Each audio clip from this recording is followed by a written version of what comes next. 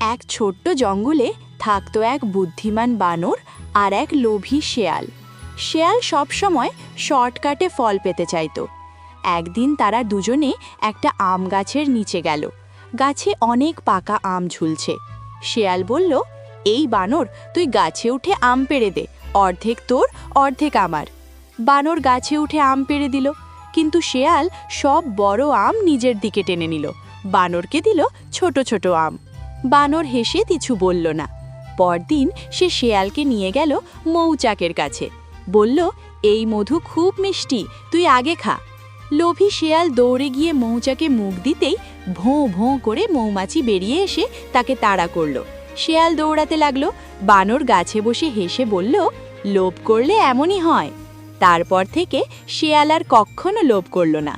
তারপর ছোট্ট বন্ধুরা, ভিডিওটা ভালো লাগলে একটি লাইক করে দাও, আর এরকম আরও ভিডিও দেখতে চ্যানেলটি সাবস্ক্রাইব করে দাও।